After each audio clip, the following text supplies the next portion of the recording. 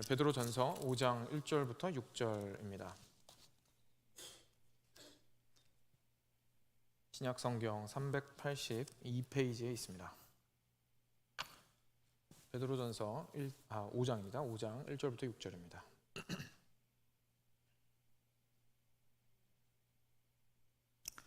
네, 같이 교독하겠습니다. 제가 먼저 한 절 읽겠습니다. 너희 중 장로들에게 권하노니 나는 함께 장로된 자요 그리스도의 고난의 증인이요 나타날 영광에 참여할 자니라.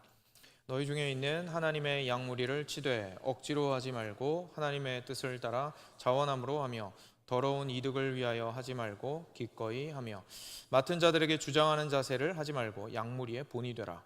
그리하면 목자장이 나타나실 때에 시들지 아니하는 영광의 관을 얻으리라. 젊은 자들아 이와 같이 장로들에게 순종하고 다 서로 겸손으로 허리를 동이라. 하나님은 교만한 자를 대적하시되 겸손한 자들에게는 은혜를 주시느니라. 그러므로 하나님의 능하신 손 아래에서 겸손하라. 때가 되면 너희를 높이시리라. 기도하겠습니다. 사랑하는 주님, 주님께서는 우리의 목자가 되어주시고 우리는 주님의 양들입니다. 그리고 주님께서는 그냥 그렇게만 두지 않으시고 우리 가운데 인간 목자를 허락하시고 이 땅 가운데서 당신의 나라가, 당신의 백성이 온전히 당신의 뜻을 따라서 살아갈 수 있도록 해주셨습니다.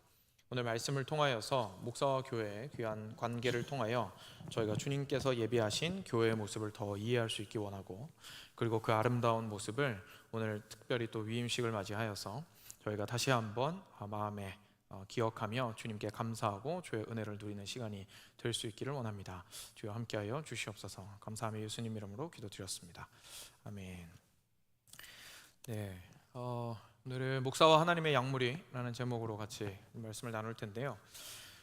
이제 교회란 무엇인가 시리즈 설교 계속 하고 있는데, 사실 목사에 대한 이야기는 언젠가 이 시리즈 안에서 하려고 했었습니다. 근데 마침 위임식이 있어서 시리즈를 하는 중간에 그 목사에 대해서 다음번에 또 조금 더 상세하게 한번 나누긴 하겠지만 오늘 이렇게 특별하게 또 교회와 목사의 관계에 대해서 말씀을 통해서 알아보는 시간 가지면 참 좋을 것 같아서 여러분들에게 말씀으로 나누고자 합니다. 그 위임식을 보통 생각을 해보시면 보통 혹시 해보신 분이 있으신지 모르겠는데 1부랑 2부로 주로 나뉘더라고요. 그래서 1부는 예배를 드리고요, 그리고 2부에 이제 예식을 진행을 하게 되는데 1부 예배를 저희가 드리지 않습니다. 시간이 좀 애매하죠. 2시에 시작하기 때문에. 그래서 저희는 이제 예식만 드리게 되고요. 우리 이상규 목사님께서 오셔서 말씀을 전해 주시는데, 이 말씀이 그 예배 설교 말씀이라기보다는 먼저 이게 서약식이 중간에 있는데 그 서약식을 하고 나서 하는 권면의 말씀 자리에서 저희들한테 하나님의 말씀으로 저와 여러분들께 이제 권면의 말씀을 해주실 겁니다. 그러다 보니까 결국은 이제 일부 예배가 없는 셈이 된 건데요. 그래서 이런 기회를 빌어서 저희가 이 오전 시간을 우리가 교회에 대해서도 더 잘 알 수도 있고, 그리고 교회와 목사의 관계에 대해서 하나님께서 예비하신 이 교회 모습에 대해서 다시 한번 생각해보는 기회로 삼으면 좋을 것 같아서 일부 예배 삼아 저희가 오늘 함께 말씀을 나누기를 원합니다. 오늘 본문으로 들어가서 구체적으로 좀 살펴보도록 하겠습니다. 본문 보시면 1절을 잠깐 보시면요, 베드로 전서 말씀이니까 베드로가 쓴 것이죠. 근데 베드로가 이렇게 말합니다. 너희 중 장로들에게 권하노니 라고 하면서 첫 부분에는 이제 장로들에 대한 이야기가 첫 부분에 좀 나오거든요. 그리고 나서 5절에 보시면 젊은 자들아 이와 같이 장로들에게 순종하고 이렇게 나옵니다. 그러니까 이제 장로라고 하면 결국은 실제로 물리적으로 나이가 많은 사람들을 뜻했죠. 근데 단지 나이가 많다고 해서 장로가 아니라 교회를 다스리는 사람들을 이제 장로라고 불렀는데, 그 장로의 권위 아래에 있었던 사람들이 이때는 나이도 아마 어렸던 것 같습니다. 그래서 젊은 자들아 이제 이렇게 부르는 거죠. 근데 저희가 알다시피 이제 교회가 계속해서 진행이 되면서 저의 경우도 그렇지만 나이가 반드시 꼭 가장 많은 사람이 이제 장로의 위치에 있는 게 아닙니다. 그렇죠? 그래서 여기에서 나오는 젊은 자들아라고 말하는 부분은 단지 나이가 어린 사람들을 향한 말씀이 아니고 그 장로의 권위 아래에 있는 교회 전체를 향한 말씀이라고 이해하시면 되겠습니다. 그래서 오늘 말씀을 이렇게 크게 두 가지 부분으로 나뉘어집니다.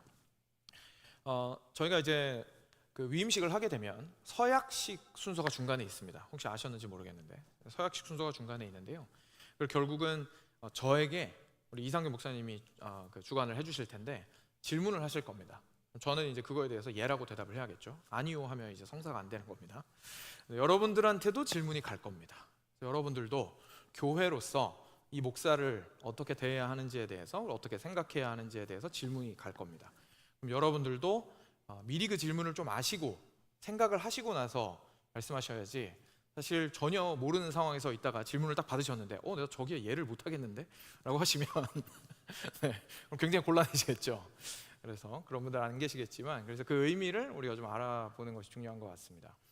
그래서 오늘 말씀이 마침 장로에 관한 말씀, 그리고 권면의 말씀, 그리고 그 장로의 권위 아래에 있는 교회에게 주시는 말씀이 함께 있는 본문이어서 오늘 그 이따가 하게 될 서약식에서 있을 질문들에 딱 해당이 되는 말씀들로 이루어져 있습니다.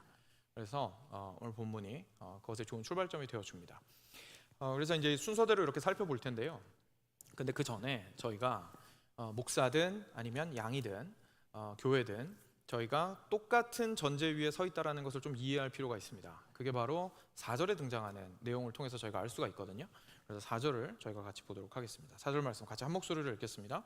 그리하면 목사장이 나타나실 때에 시들지 아니하는 영광의 관을 얻으리라. 아멘. 사실 제가 막 대단한 설명 안 드려도 바로 한 번에 이해하실 겁니다. 그죠? 여기서 목자장이 나타나실 때에 누구죠? 예수님이죠. 네, 예수님께서 나타나실 때에 시들지 아니하는 영광의 관을, 이제 윗부분은 장로에 대해서 이야기하는 거니까 장로들이 얻게 될 것이다라는 이야기를 지금 하고 있습니다. 근데 여기에 목자장이라는 표현을 통해서 우리가 깨닫게 되는 게 있습니다. 바로 이 땅 가운데 그리스도인이라고 부름을 받은 모든 사람은 목자이신 예수 그리스도의 권위 아래에 있다는 사실입니다. 이것을 저희가 반드시 기억해야겠죠. 저희가 예수님을 믿을 때 근데 생각보다 이런 생각 못할 수가 있습니다. 저희가 생각할 때에 우리의 믿음 생활과 우리의 신앙 생활이 내가 하는 거라는 생각이 굉장히 많이 있다 보면 결국은 내가 수용할 만한 것을 수용하고, 내가 갈 길을 찾아서 가고, 내가 할 만한 것을 하고, 내가 애쓸 것을 애쓰고, 내가 결심할 것을 지키면 그것이 올바른 신앙인의 모습이다, 이제 이렇게 생각을 합니다. 근데 앞에 목자가 있다라는 사실을 생각을 해보시면 그 뒤집어 말해서 우리가 누구라는 겁니까? 양이라는 얘기가 됩니다. 그럼 양은 누구 얘기를 들어야 되는 거죠? 목자의 얘기를 들어야 되는 것이 되는 거죠. 이렇게 생각하고 나면 우리의 신앙생활이 사실 방향이 많이 바뀝니다. 그러니까 결국 내가 결심하는 것보다 뭐가 더 중요해지는 겁니까? 목자가 뭐라고 하시는지가 더 중요해지는 겁니다. 내가 어떻게 느끼느냐보다, 내가 어떻게 생각하느냐보다, 내가 주변 가치관이나 문화나 여러 가지 것들을 통하여서 체계화시킨 생각들보다 뭐가 더 중요하다라는 겁니까? 예수님께서 어디로 가자, 어떻게 가자, 무엇이 중요하다, 저기까지 가자, 거기는 가지 말자 라고 말씀하시는 것이 더 중요하다는 것을 저희가 알게 되는 것이죠. 사랑하는 여러분, 우리는 그리스도인이 되었다라는 것은 우리는 양이라는 것이고, 그리고 우리에게 모두에게는 목자이신 예수님이 있다라는 뜻입니다. 이것이 예수님과 우리의 관계입니다. 그런데 오늘 이 표현이 굉장히 독특합니다. 그냥 목자라고 하지 않고 뭐라고 하십니까? 목자장이라고 하십니다. 예수님께서는 요한복음 10장에서 자기 스스로를 선한 목자라고 말씀하셨습니다. 그래서 예수님 자신이 목자이고 우리 모두는 예수님의 양입니다. 그런데 예수님께서 스스로를 목자장이라고 베드로는 예수님을 지칭하고 있습니다. 목자장이라는 것은 영어로 chief shepherd거든요. 그러니까 목자들 중에 우두머리라는 뜻입니다. 그럼 무슨 말이죠? 목자가 몇 명이라는 겁니까? 여러 명이라는 겁니다. 목자가 여러 명이라는 겁니다. 예수님께서는 목자들 중에 장인 것이고, 예수님께서 목자이신 그 역할을 당연히 똑같이 할 수 있는 인간은 이 땅 가운데 존재하지 않지만, 그럼에도 불구하고 같은 방향과 같은 목적과 같은 동기를 가지고 하나님의 양떼를 치는 책임을 맡은 자들이 여럿이 있다는 것을 지금 이야기를 하고 있습니다. 그러면서 예수님께서 그들 중에 목자장이 되신다고 이야기를 하고 있는 거죠. 이것이 사랑하는 여러분, 이 땅 가운데서 신앙생활하는 우리들에게 인간 목자를 허락해 주신 이유입니다. 인간 목자가 왜 필요하냐라고 우리가 이야기할 수 있겠지만 성경이 이야기하고 있습니다. 예수님께서는 홀로 목자 되고자 하지 않으셨고, 목자장으로서 여러 목자들 중에 목자이기를 원하셨고, 자신의 역할을 여럿에게 나누어 주셨습니다. 그리고 그들에게 그 일을 예수님께서 하늘로 올라가신 이후에도 감당하게 하셨던 것이죠. 근데 그러고 보니까 생각해 보니까요, 이 말씀 베드로가 썼습니다. 그죠? 베드로가 성령의 영감으로 썼습니다. 그러고 나니까 저희가 생각나는 게 있습니다. 아닌 게 아니라 베드로만큼이나 이 목자에 대한 이야기를 이렇게 강하게 할 수 있는 사람이 없습니다. 왜냐하면 생각해보면 베드로가 예수님께서 십자가에 못 박히시기 전에 3번 예수님을 부인하는 끔찍한 사건을 저질렀습니다. 예수님 저 모릅니다. 저는 그런 사람 들어본 적도 없고 아예 모릅니다 라고 3번이나 공개적으로 철저하게 부인했습니다. 근데 그리고 나서 예수님께서 3일 후에 부활하셨습니다. 놀랍게도 부활하셨고 제자들에게 나타나셨습니다. 그리고 요한복음이 우리에게 증언하고 있는데 여러 차례 나타나셨습니다. 그 중에 3번째 나타났던 사건을 요한복음 마지막 장이 증언해주고 있습니다. 예수님께서 3번째 나타나신 것은 디베랴 바닷가에서였습니다. 왜냐하면 거기에 베드로를 포함한 다른 제자들이 물고기를 잡고 있었기 때문입니다. 근데 그건 굉장히 이상한 일이었습니다. 왜냐하면 베드로는 처음에 원래 물고기 잡는 어부였습니다. 다른 어부 출신 제자들과 마찬가지로. 그런데 그들을 향해서 예수님께서 먼저 오셔서 나를 따라오너라, 내가 너희로 사람을 낚는 어부가 되게 하리라 라고 부르셨습니다. 그래서 이 사람들이 뭔가에 홀린 것처럼 정말 예수님을 너무너무 궁금하고 그를 따르고자 하는 마음으로 그물도 버리고 배도 버리고 부모도 버리고 예수님 따라갔습니다. 3년 내내 예수님과 함께 시간을 보냈습니다. 그리고 예수님께서 죽으시는 것도 보았고, 심지어 이 디베랴 바닷가가 예수님의 부활을 처음 알게 된 사건도 아니었습니다. 예수님께서 부활하신 것까지 봤습니다. 근데 지금 제자들은 어디에 있냐면 다시 본래 생업으로 돌아간 상태에 있습니다. 예수님께서 사람을 낚는 어부가 되게 하리라라고 하시면서 거기서 끄집어 내셨는데 그 일로 다시 돌아가 있는 겁니다. 그리고 예수님께서는 처음에 그들을 부르셨던 그 자리로 다시 가십니다. 그리고 또 부르십니다. 그때에는 숯불을 피우셨습니다. 그리고 물고기를 준비하시고 떡을 준비하셨습니다. 맛있게 그 이른 아침에 시장할 때에 밤새도록 고기를 잡은 제자들을 위하여서 고기와 떡을 구우셨습니다. 제자들이 옵니다. 제자들한테 야, 너네 방금 잡았던 그 고기도 좀 가지고 오너라 라고 말씀하십니다. 그 고기를 가지고 옵니다. 같이 구웠습니다. 제자들이 무슨 말 했을까요? 아무 말도 못했을 것 같습니다. 실제 성경도 기록하고 있지 않지만 무슨 말을 할 수 있겠습니까? 왜냐하면 방금 저희가 잠깐 생각해 보았던 대로 이 제자들만큼이나 예수님에 대해서 잘 알고 있는 사람은 지구상에 없습니다. 3년 내내 예수님 따라다니면서 예수님과 먹고 자고 하면서 하신 말씀 전부 다 들었고 당하신 일 전부 눈으로 다 목격했습니다. 그랬는데 다시 원래 자리로 돌아가 있는 자기 자신들의 모습이 무엇을 의미하는지는 굳이 말하지 않아도 누구보다 잘 알고 있습니다. 자기들이. 예수님이 앉혀놓고 밥 먹이시는데 무슨 말을 하겠습니까? 그냥 거기에 앉아 있었습니다. 그런데 그때 예수님께서 그 중에서 가장 큰 죄책감이 있을 베드로에게 질문하십니다. 콕 집어서 요한의 아들 시몬아, 네가 여기 있는 다른 사람들보다 나를 더 사랑하느냐? 라고 물어보셨습니다. 베드로의 마음이 어땠을까요? 정말 너무너무 힘들었을 겁니다. 그런데 베드로가 대답합니다. 주님, 주님이 아십니다. 저는 주님 사랑합니다. 제가 주님 사랑하는 거 주님이 아십니다. 라고 대답했습니다. 그랬더니 예수님께서 놀라운 말씀을 하십니다. 내 양을 먹이라 라고 이야기하셨습니다. 내 어린 양을 먹이라. 예수님이 한 번만 말씀하시면 그래도 베드로가 어느 정도 숨을 수 있었을 것 같은데 두 번째 또 질문하십니다. 근데 이번에는 비교하지 않으시고 그냥 직접적으로 물어보십니다. 시몬아, 네가 나를 사랑하느냐? 그 말 듣고 베드로가 또 마음이 미어졌겠죠. 그래도 또 대답합니다. 주님, 제가 주님 사랑하는 거 주님이 아십니다. 그러자 예수님이 말씀하십니다. 내 양을 치라 라고 말씀하셨습니다. 그런데 예수님께서는 거기서 그치지 않으시고 3번째 질문하셨습니다. 시몬아, 네가 나를 사랑하느냐? 이번에는 정말 베드로가 도망치고 싶었을 겁니다. 정말 너무너무 부끄러웠을 겁니다. 예수님이 누구보다 잘 알고 계세요. 내가 3번 예수님을 그렇게까지 철저히 부인했다는 사실을 누구보다 잘 알고 계십니다. 그런데 예수님께서 3번 물어보십니다. 누구보다도 그 사랑하는 마음이 없을 것 같은 베드로에게, 왜냐하면 공개적으로 예수님을 거절했기 때문에 그에게 3번 사랑이 있냐고 질문하시는 겁니다. 네가 나를 사랑하느냐? 베드로가 마음에 근심이 가득하여 라고 성경이 말하고 있습니다. 너무 근심하였습니다. 그런데 베드로가 말합니다. 예수님, 주님은 다 아시잖아요. 모든 것을 다 아시잖아요. 그러니 제가 주님을 사랑하는 것도 주님이 아십니다. 예수님이 추가로 뭐 얘기 안 하셨습니다. 똑같이 덤덤하게 얘기하셨습니다. 내 양을 먹이라 라고 이야기하셨습니다. 예수님께서는 당신의 양을 베드로에게 이렇게 맡기셨습니다. 목자장이신 예수님께서는 베드로를 목자의 자리에 세우시고 당신을 따라와야 하는 양을, 당신을 지속적으로 잘 따라올 수 있도록 하기 위하여 베드로에게 넘겨주셨던 것입니다. 그런데 이 놀라운 사건이 우리한테 보여주는 게 있습니다. 여러분, 이 질문 너무 이상합니다. 왜냐하면 생각해 보십시오. 예수님께서 자기 양을 맡기려면 여러분 같으면 뭐라고 질문했겠습니까? 내가 나에게 가장 소중하고 사랑하고 실제로 내가 목숨을 바쳐서 살린 양들이 있습니다. 이 양을 지금 저 사람한테 맡기고 난 딴 데 가야 돼요. 어떤 사람한테 그 사람의 자격 요건을 요구할 때 뭘 요구하시겠습니까?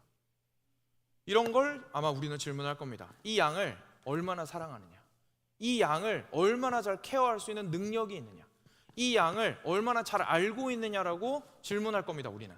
그래서 스코어 매겨가지고 경쟁시킨 다음에 제일 괜찮은 애플리케이션 가지고 있는 캔디데이트 한 3-4명 뽑아서 인터뷰를 열심히 해가지고 그래도 최적의 능력과 탁월한 지혜와 경험이 있는 사람을, 이 양을 맡기고자 할 겁니다.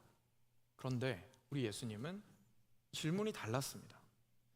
양을 맡기시는데 이 양을 사랑하느냐고 물어보신 게 아니라 뭐라고 물어보십니까? 나를 사랑하느냐라고 물어보십니다. 베드로야, 나를 사랑하느냐? 3번 물어보셨습니다. 그리고 베드로는 대답합니다.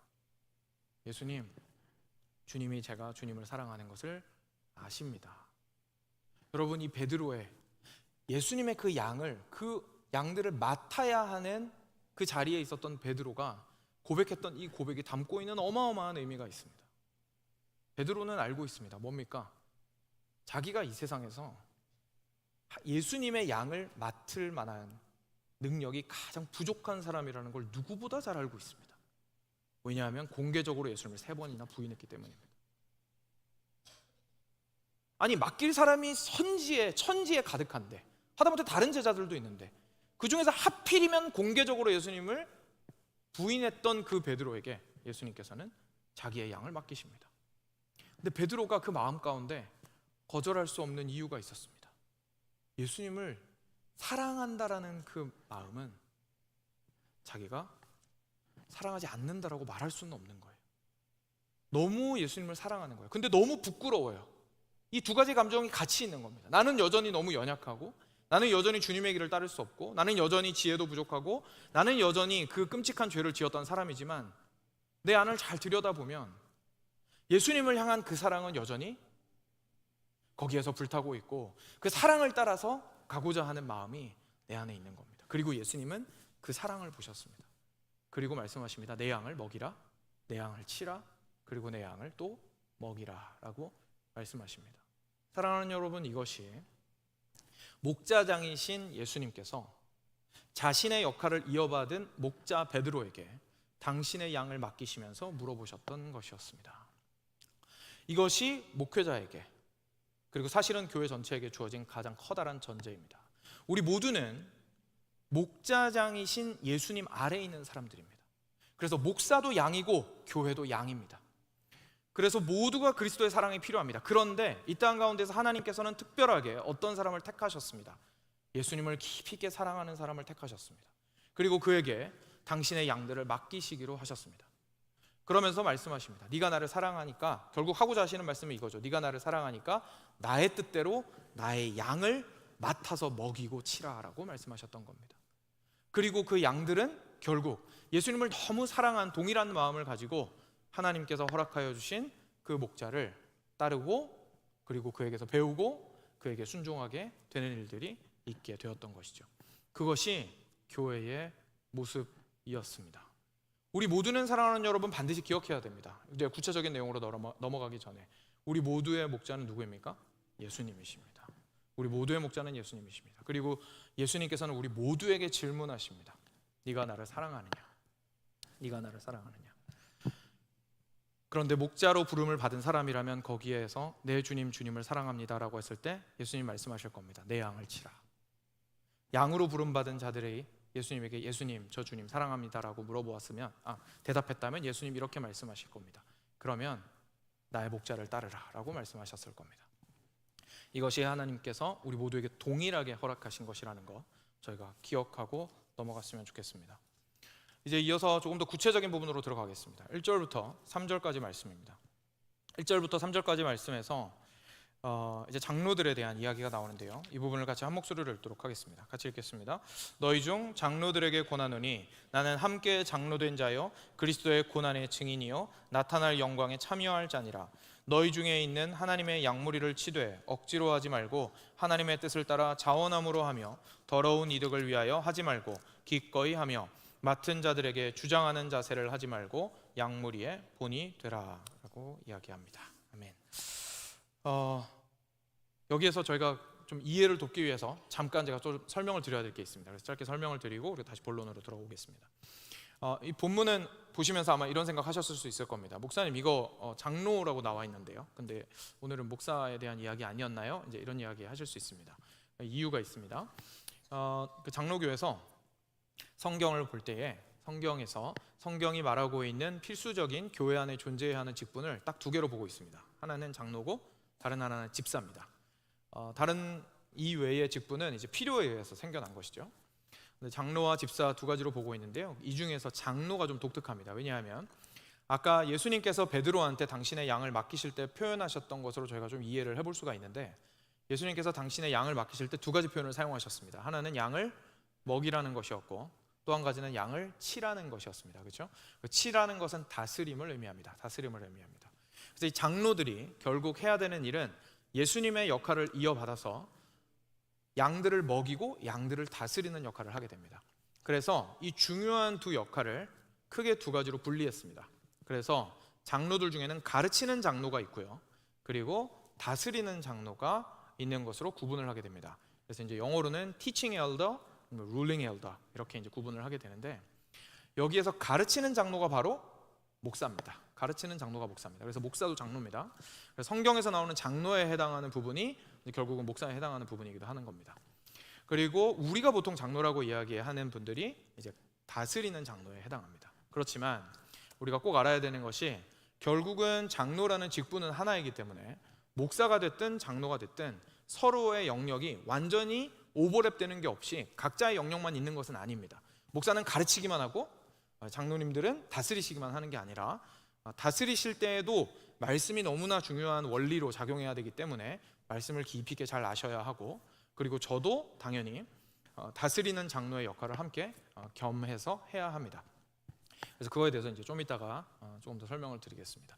그래서 지금부터 제가 장로라든지 목사라든지 단어를 좀 혼용을 할 텐데요. 왜냐하면 본문이 장로라고 이야기를 하고 있기 때문에 오늘 말씀 안에서는 그냥 다 목사에 대한 이야기라고 그냥 이해를 하시면 되겠습니다. 자, 그러면 이제 다시 본론으로 들어가겠습니다. 정돈을 좀 했으니까요. 여기서 1절에서 이야기하죠. 베드로 본인도 결국은 다른 장로들과 동일하게 장로가 된 자입니다 라고 일단 이야기를 하고 있습니다. 너희 중 장로들에게 권하노니 나는 함께 장로된 자요. 그러니까 나라고 특별한 게 아니라 나도 여러분들이랑 똑같은 장로입니다 라는 얘기죠. 그러면서 이렇게 얘기합니다. 근데 저는 그리스도의 고난의 증인입니다. 무슨 말이죠?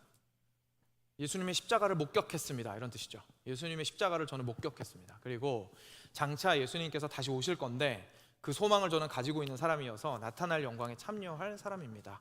근데 여러분이나 저나 똑같은 장로들이니까 우리 같은 이것들을 공유하고 있는 장로들입니다. 목사들입니다. 이렇게 이야기를 하고 있는 거죠. 이 근거 위에서 2절 3절을 이야기합니다. 너희 중에 있는 하나님의 양무리를 치되 억지로 하지 말고 하나님의 뜻을 따라 자원함으로 하며 더러운 이득을 위하여 하지 말고 기꺼이 하며 라고 이야기합니다. 여러분 이 말씀 보시면서 무슨 생각이 좀 드시는지 모르겠습니다. 사실 이 말씀 저희가 평소에 생각하는 거랑 좀 비교를 해보면요 생각보다 좀 차이가 있습니다. 왜냐하면 여기서 뭐라고 나와 있냐면 이렇게 나옵니다. 중간 부분에서부터요. 하나님의 뜻을 따라 자원함으로 하며 더러운 이득을 위하여 하지 말고 기꺼이 하며 이렇게 되어 있습니다. 그러니까 즐거움으로 기쁨으로 원하여서 하라라고 이야기하고 있습니다. 근데 여러분 제가 질문 하나 드리겠습니다. 목사가 어떻게 목사가 된다고 혹시 알고 계신가요? 보통 사명을 받아서라고 생각합니다. 그렇죠? 사명을 받아서라고 생각합니다. 맞습니다. 사명을 받아서 목사가 되는 게 맞습니다. 근데 사명은 뭐죠? 하나님에게서 미션을 받는 겁니다. 그죠? 뭔가 해야 될 일을 받는 거예요. 그러니까 우리 보통 사명을 생각하면 어떻게 생각합니까? 내가 그냥 업으로서 잘 살고 있는데, 내가 내 할 일 하면서 잘 살고 있는데 갑자기 하나님께서 나타나셔가지고, 야, 너 이제부터 네 할 일 이제 그만두고 다 내려놓고 그물이랑 배랑 다 내려놓고 이제 뒤도 돌아보지 말고 나 따라와. 어디 가는지 묻지도 말고 가자는데 가자. 내가 좀 할 일이 있으니까 너한테 맡길 테니까 너 그거 어떻게든 감당해라. 왜냐하면 내가 너를 택했기 때문이다 라고 우리가 보통 생각을 하게 됩니다. 그래서 이게 이제 사명이라고 생각을 하는 거죠. 완전히 틀린 것은 아닙니다만, 사실 오늘 베드로에게 그 디베라 바닷가에서 나타나신 예수님을 통해서 저희가 깊이 있게 깨닫게 되는 게 사실 하나 있습니다. 여러분, 제가 한 가지 더 질문을 드리겠습니다. 이것을 이해하기 위해서. 목사가 그러면 사명을 받는데 그 사명 혹시 어떻게 받는다고 알고 계십니까? 혹시 그 사명은 어떻게 오는 걸까요? 저희 보통 생각할 때는 사명은 아까 말씀드린 대로 결국 자기가 있던 자리에서 하던 일 그만두고 예수님 따라가야 되는 거니까 뭔가 확성기처럼 그 목사가 될 사람의 귀에 큰 소리로 소리 지를 것이라고 저희가 생각을 하는 경우가 있죠. 아니면 하나님께서 갑자기 기도 중에 나타나셔서 크게 그에게 도저히 거부할 수 없는 당김을 막 허락하셔가지고 땡길 거라고 생각을 할 수가 있습니다. 그런데 오늘 베드로한테 질문한 거 한번 생각해 보시죠. 예수님께서 베드로를 부르신 겁니다. 예수님께서 베드로한테 내 양을 먹이고 내 양을 치라고 말씀하셨습니다. 그죠? 목자로 부르신 겁니다. 사명을 주신 거죠. 근데 그거 할 때 무엇을 확인하셨습니까? 나를 사랑하느냐라고 물어보셨습니다. 나를 사랑하느냐라고 물어보셨습니다. 여러분, 사명은 그리스도를 향한 불타오르며 절대로 끊을 수 없는 사랑으로 나타납니다. 부르심을 어떻게 확인하는 거냐면 그 마음에 그리스도를 향한 사랑이 꺼뜨릴 수가 없는 거예요. 그 무엇으로도 그 사랑이 꺼지지가 않는 겁니다. 심지어 나의 죄마저도 나의 그 사랑을 꺼뜨릴 수가 없습니다. 예수님께서 와서 질문하실 때 저는 쥐구멍이라도 들어가고 싶은 심정입니다. 왜냐하면 그 무엇보다도 못났고 연약하고 죄악된 모습을 누구보다도 잘 알고 있습니다. 심지어 베드로가 그랬던 것처럼 하나님을 거부하고 밀어제끼고 무시했던 전력이 있는 사람입니다. 그런데 예수님께서 물어보실 때 요한의 아들 시몬아 네가 나를 사랑하느냐라고 하실 때 아니요, 예수님 제가 한 거 보고도 그렇게 말씀하세요? 라고 말을 못 하겠는 거예요. 왜냐하면 내 안에 그 사랑이 있는 거예요. 그 사랑이 나도 모르게 계속 타고 있는 거예요. 그래서 너무 나는 부족하지만 사랑을 부정할 수는 없습니다. 예수님께서 2번 질문하시고 3번 질문하셔서 근심 가운데 깊이 있게 거하게 되지만 그것을 아니요라고 말할 수가 없는 겁니다. 예수님, 저 진짜 예수님 사랑합니다. 예수님 말고는 다른 걸 제가 사랑할 수가 없습니다. 저 진짜 예수님 사랑한다고 말하는 것도 부끄럽지만 예수님이 그렇게 질문하실 때 주님 아시죠? 제 안에 주님 사랑하는 마음이 있는 거 주님 아십니다. 제가 주님을 사랑하기 때문에 주의 길로 행하기 원합니다 라는 마음을 고백하게 되는 것, 그게 부르심입니다. 귀에 소리가 들리는 게 아니라 꺼뜨릴 수 없는 그리스도를 향해 불타오르는 사랑이 그 가운데에서 불지펴지고 있는 것입니다. 제가 목회자의 길을 가기로 너무나 고민했을 때에 결국 제가 제 안에서 발견한 것은 내가 피운 적이 없는 그 불이었습니다. 내가 피운 적이 없는 그 불이었습니다. 저는 도저히 그 불을 없다고 말할 수도 없었고 꺼뜨릴 수도 없었습니다. 하나님과 우리 예수 그리스도를 향한 그 사랑이 나의 연약함과 나의 부족함과 심지어 나의 죄악됨에도 불구하고 없다고 말할 수 없었습니다. 그리고 주님, 딴 건 모르겠는데요, 시키신 거 제가 잘할 자신도 별로 없는데요, 그래도 저 주님 사랑합니다 라고 말할 수밖에 없어서 제가 이 길을 걸어가고자 하게 되었습니다.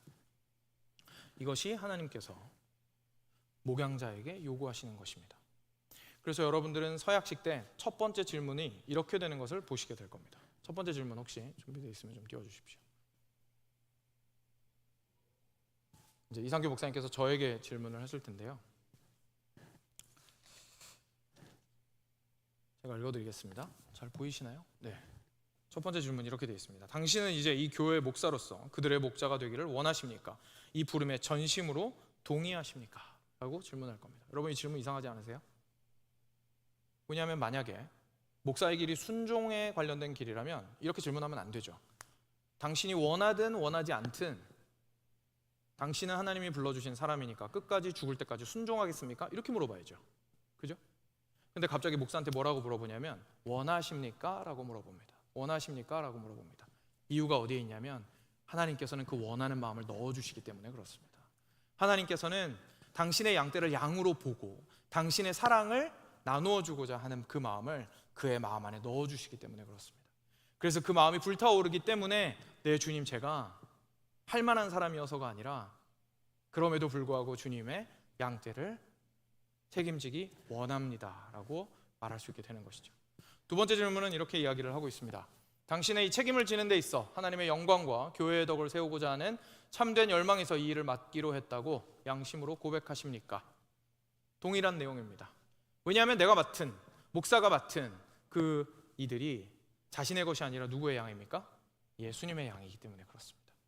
사랑하는 여러분, 여러분은 예수님의 양입니다. 여러분은 목사의 소유도 아니고 여러분은 그 누구의 소유도 아닙니다. 여러분을 소유하신 분은 오직 예수 그리스도이십니다. 그리고 그 예수님께서 인간 목사를 허락하셔서 여러분들에게 하나님을 사랑함으로 하나님의 진리와 사랑을 가르치고 다스리도록 허락하셨습니다. 그리고 그 직무를 목사에게 묻게 되는 겁니다. 그래서 오늘 본문 말씀처럼 너희 중에 있는 하나님의 양무리를 치되, 그렇죠? 다른 것이 아니라 하나님의 양무리를 치되 억지로 하지 말고 마음에서 불타오르는 원함과 그 기쁜 마음으로 하되 하나님의 뜻을 따라 자원함으로 하며 더러운 이득을 위해서 하지 말고 기꺼이 하거라 라고 베드로 사도가 권면하고 있는 것입니다. 그리고 나서 3절 말씀은 이렇게 이야기하고 있습니다. 맡은 자들에게 주장하는 자세를 하지 말고 양무리의 본이 되십시오 라고 베드로 사도가 권면하고 있습니다. 다시 한번 우리에게 기억하게 하는 겁니다. 목사들에게 기억하게 하는 겁니다.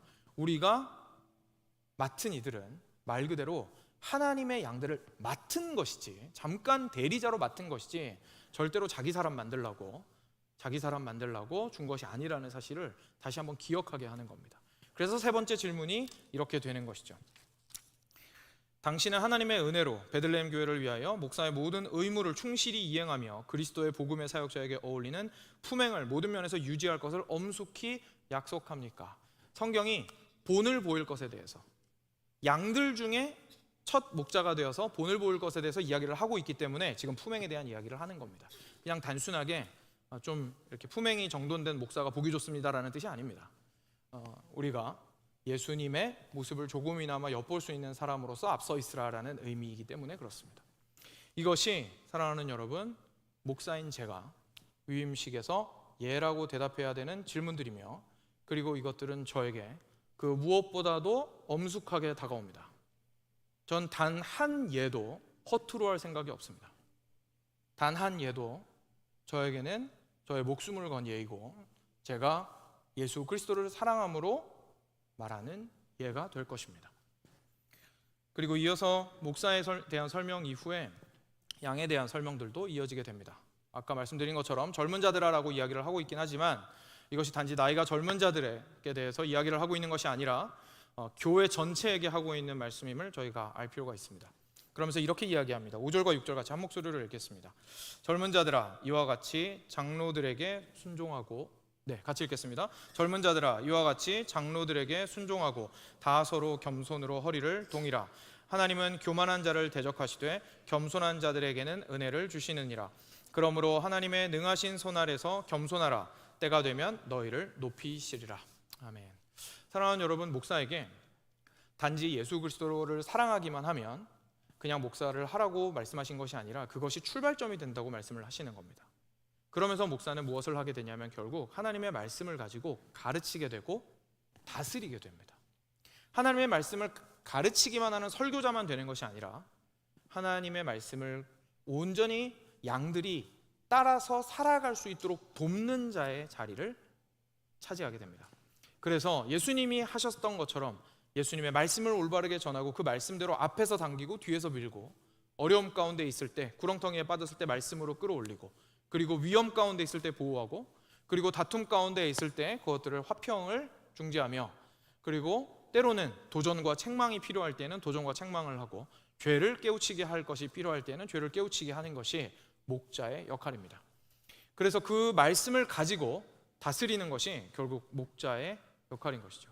우리가 그리스도인이 된다라는 뜻은 단순하게 우리 교회에는 하나님의 말씀을 기가 막히게 잘 가르치는 목사님이 있어라던가, 여기에서 그래도 기가 막히게 교회를 경영을 잘하는 목사님이 있어, 그래서 그분이 만들어 놓은 테두리 안에서 내가 나의 신앙생활을 하면 나는 하나님 앞에 이쁨 받는 좋은 신앙인이 될 거야 라는 생각으로 교회로 모아 앉아 있는 것이 아닙니다.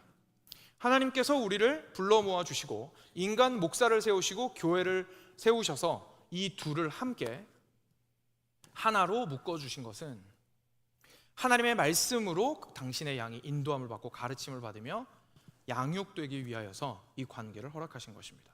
그래서 목사는 그 다스림의 권위를 행사할 것입니다. 그래서 목사가 된다라는 것은 하나님께서 주신 그 권위를 이어받아서 절대로 성도들보다 더 낫거나 더 뛰어나기 때문이 아니라 단지 예수님께서 주신 그 권위를 이어받아 양을 이끌어가야 하기에 그 역할을 하겠다라는 뜻입니다. 그렇다면 그 반대편에 있는 양에게 주어진 것은 바로 방금 읽었던 말씀과 같이 겸손함으로 순종하는 것입니다. 그래서 절대로 오해하면 안 되겠죠. 교회라는 데서는, 군대에서는 계급이 최고여서 군대 안에서는 별을 달고 있으면 고개를 숙여야 된다라고 생각을 해서 교회 안에 계급이 제일 높은 사람이 목사니까 교회 안에서는 목사의 말을 들어야 된다라는 생각으로 목사에게 겸손함으로 순종하는 것이 아닌 거죠. 교회가 목사의 권위에게 순종하는 이유는 목사가 대단해서가 아닙니다. 목사가 굉장히 뛰어나서가 아닙니다. 여러분 한 명 한 명은 저보다 훨씬 더 뛰어난 분들이고 더 굉장하신 분들이라고 생각합니다. 그런데도 불구하고 하나님께서 예수님을 목자장으로 세우시고 그 역할을 감당하는 목자를 목사에게 위임하신 것이기 때문에 하나님을 사랑하고 하나님의 뜻을 따르고자 하는 양이라면 예수 그리스도의 대리자의 역할을 하는 이에게 순종할 것이기 때문에 이렇게 말씀하시고 있는 겁니다. 그래서 목사는 누구보다도 그리스도를 사랑하는 마음으로 그리스도의 양들을 겸손함으로 이끌어야 하고, 그리고 양들은 그리스도를 깊이 사랑함으로 그 목자를 사랑함으로 따라야 한다라는 사실을 오늘 말씀을 통해서 보게 되는 것이죠. 그래서 오늘 여러분들에게 이런 질문이 나갈 겁니다. 그래서 교회에게 주시는 질문 한번 보여주십시오. 네, 같이 첫 번째 질문과 두 번째 질문을 제가 읽어드리겠습니다. 베들레헴 교회 성도 여러분, 여러분이 목사로 부른 황영광 목사를 계속해서 받아들일 준비가 되었음을 고백하십니까? 여기서 받아들일 준비가 되었습니까? 라고 질문하는 거는요, 결국 이 위임식이 있고 나서 함께 하게 되는 그 관계는 결국은 하나님의 말씀으로 이 목사가 목양하고 가르치는 것에 겸손함으로 순종할 준비가 되어 있습니까? 라고 물어보는 겁니다. 저 앞에 서 있는 저 목사가 누구인지 아십니까? 라고 물어보시는 겁니다. 그리고 두 번째, 이렇게 이야기합니다. 여러분은 그의 입에서 나오는 진리의 말씀을 겸손과 사랑으로 받아들이고 합당한 치리에 있어, 이제 치리가 다스림을 이야기하는 거죠. 그냥 뭐 혼내는 거, 벌 주는 것만 얘기하는 게 아니고요, 하나님의 말씀으로 다스리는 걸 얘기하는 겁니다. 그래서 합당한 치리에 있어서 그에게 순종할 것을 약속하십니까? 여러분은 그의 수고를 격려하고 여러분의 교육과 영적 성장을 위한 그의 노력을 도울 것을 약속하십니까? 라고 질문을 하게 될 겁니다. 여러분들께서도 제가 그만큼 엄숙하게 예라고 하는 것만큼 진지하게 생각을 해보시고 예라고 말씀하셨으면 좋겠습니다. 저희가 그냥 단순하게 함께하는 사람들로만 부름받은 것이 아니고, 그리고 저는 절대로 다른 의미로 부름받은 것이 아니고 목자와 양의 관계로 부름을 받은 것이기 때문에 그렇습니다. 그리고 마지막 세 번째, 조금 더 독특한 질문이 우리한테 주어지는데요. 여러분은 그가 여러분의 목사로 있는 동안 그에게 생계를 위한 필요를 충분히 계속해서 제공하며 그의 경건과 평안을 위해 필요하다고 생각되는 모든 것을 그에게 제공할 것을 서약하십니까? 라는 질문이 포함이 됩니다. 그럼 이거는 왜 들어가 있는 걸까요? 여러분, 그 질문이 하는 이야기하고자 하는 바가 굉장히 중요합니다. 이건 뭘 얘기하고 있는 거냐면 목사가 프로페셔널이 아니라는 얘기를 지금 하고 있는 겁니다.